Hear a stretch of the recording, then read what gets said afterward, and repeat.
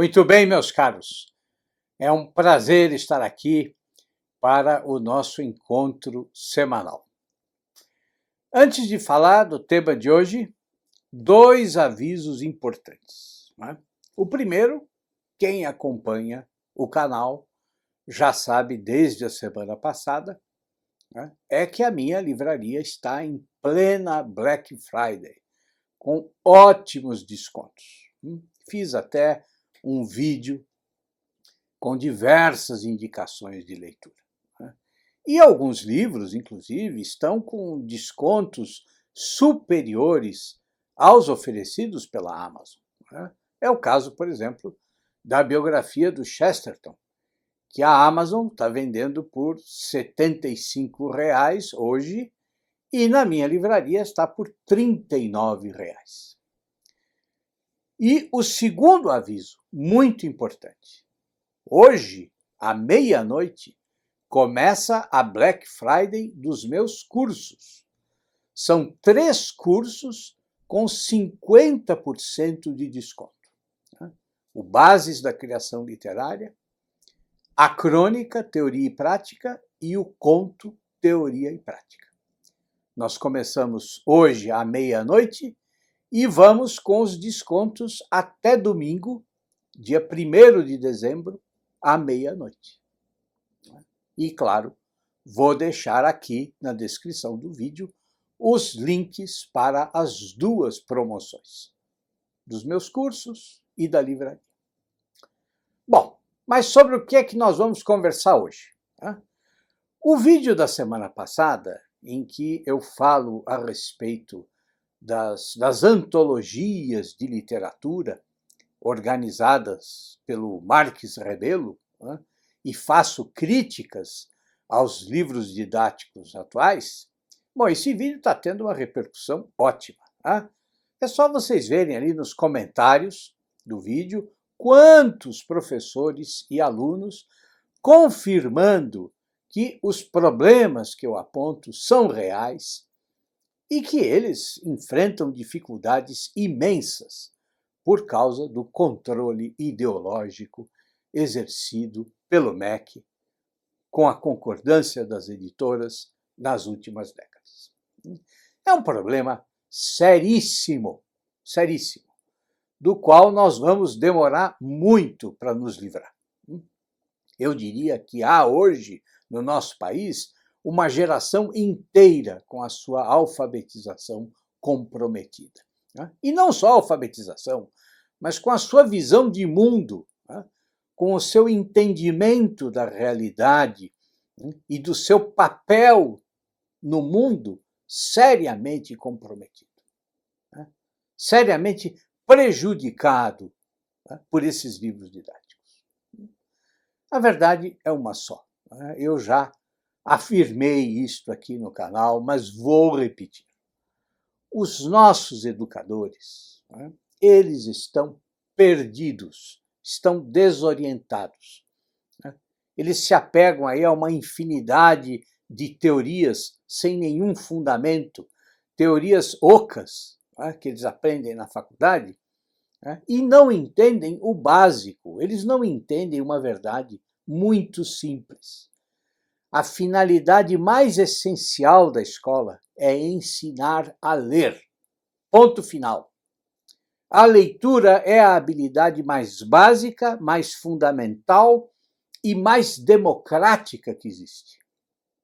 Mas hoje, o que acontece? Hoje está aí uma confusão enorme. Por quê? Porque todo mundo se concentra nessa tal de comunicação. Um conceito que é absolutamente vago, ambíguo, impreciso. E sabem por que é vago, impreciso e ambíguo? Porque os insetos e os animais, bom, eles também se comunicam. Mas e nós seres humanos? Vocês realmente acreditam que a gente só se comunica? Não. Nós dialogamos uns com os outros. Nós nos comportamos como interlocutores e, num verdadeiro diálogo, vamos muito além da mera transmissão e recepção de informações básicas. Enquanto nós conversamos, nós vamos estabelecendo juízos críticos, concordamos, discordamos, fazemos ponderações, podemos ironizar a fala do outro, conseguimos levar o diálogo de um tema para o outro só pelo prazer de conversar. E quando nós lemos, o que acontece? Ler não é só escanear a página do livro, não.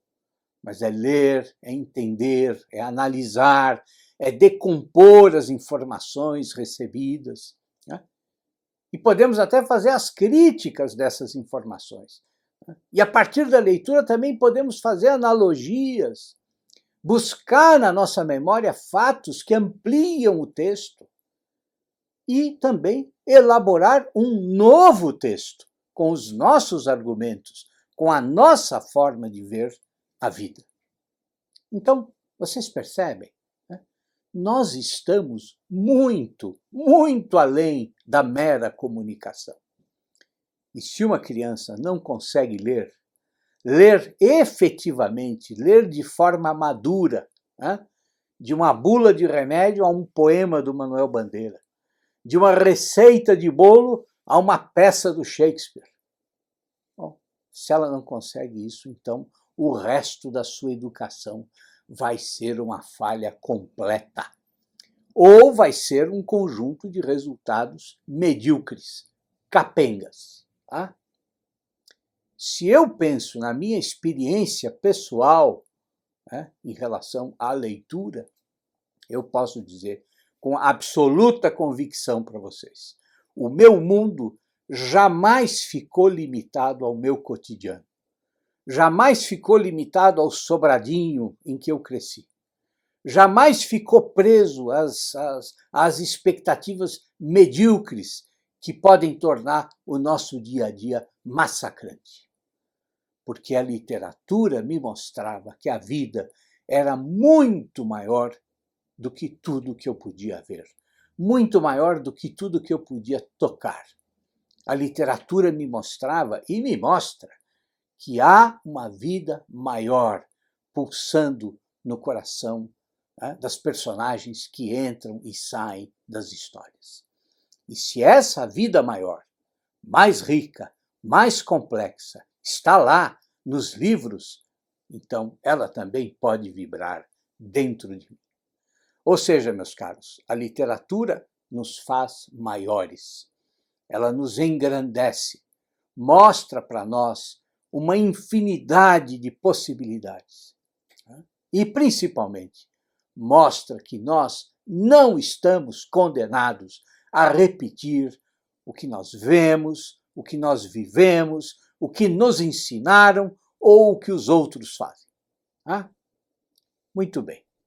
Mas como é que a gente se aproxima da literatura? E se aproxima da nossa literatura, não só brasileira, mas de língua portuguesa. As duas antologias que eu indiquei, organizadas pelo Marques Rebelo, são ótimas. Mas hoje eu quero subir com vocês mais um degrau no estudo da nossa literatura. Quero recomendar este livro aqui, As Formas da Literatura Brasileira, do Afrânio Coutinho, publicada pela Bloch Editores em 1984. Uma obra difícil de encontrar. Na estante virtual, eu só consegui descobrir 6 exemplares. Bom, para quem não conhece o Afrânio, ele é um baiano nascido em Salvador, formado em medicina, mas que, até onde eu sei, nunca exerceu a profissão de médico. Bom, a biografia dele vocês encontram na internet com facilidade. É um percurso intelectual interessantíssimo, variado, vibrante, de grande amor pela literatura. Eu tenho, claro, algumas discordâncias teóricas com ele, mas é indiscutível que o Afrânio deixou uma bibliografia admirável, que precisa ser conhecida por todos que querem estudar literatura. Tá? E aqui no canal nós vamos voltar a falar dele. Né? Eu quero mostrar outros livros ótimos que o Afrânio produziu. Mas por que este livro de hoje, né, As Formas da Literatura Brasileira, quando comparado com as antologias do Marques Rebelo, representa aí a subida de um degrau? Porque ele também é uma antologia, mas é uma antologia organizada de um modo diferente. É uma antologia organizada de acordo com os gêneros literários. Né? Vejam bem, não de acordo com as escolas literárias, mas de acordo com os gêneros. Essa aqui é uma obra dividida em 4 partes. A primeira parte trata dos gêneros narrativos. Então, ela apresenta o romance, o conto e também a epopeia. Claro, a narração não acontece só em prosa, mas também em poesia. Então, o Afrânio coloca na epopeia o Camões, o Basílio da Gama, mas também inclui Euclides da Cunha e os Sertões. Alguns teóricos da literatura podem aí discordar dessa divisão, mas não deixa de ser uma forma muito didática de ver a epopeia. E os exemplos que o Afrânio selecionou são todos ótimos, tanto da literatura brasileira como da portuguesa. Então, na parte dedicada ao romance, por exemplo, vocês encontram Manuel Antônio de Almeida, Machado de Assis, Josué Montello, e também o Camilo Castelo Branco, o Eça de Queiroz e muitos outros.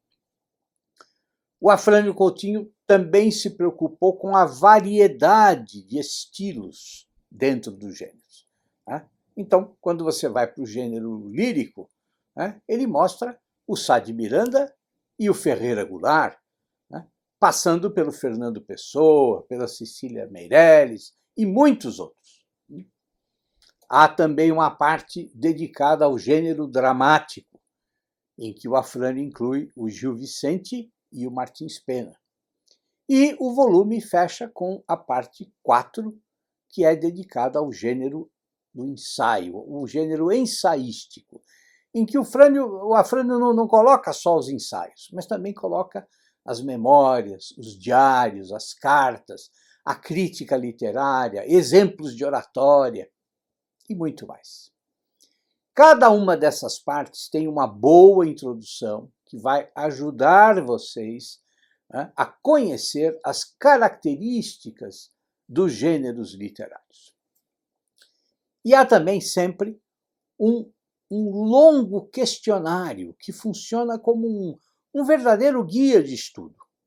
É uma série de perguntas cujo objetivo é salientar as questões em que nós precisamos prestar atenção quando a gente lê um poema, um romance, um conto. O livro também tem uma introdução geral, em que o Afrânio coloca ali os seus pressupostos teóricos, e o livro termina com uma ampla bibliografia para quem quiser se aprofundar no estudo da teoria literária. Então, não é só uma antologia, mas é uma obra que quer dar uma sistematização, uma organização para os estudos literários de acordo com os gêneros específicos. E outra característica elogiável, quer dizer, o centro do livro é a literatura brasileira, mas os exemplos portugueses mostram o quê? Mostram que o Afrânio Coutinho tinha plena consciência de que a nossa literatura não está desvinculada de Portugal. É isso, meus caros. Um bom final de semana e tudo de bom para vocês.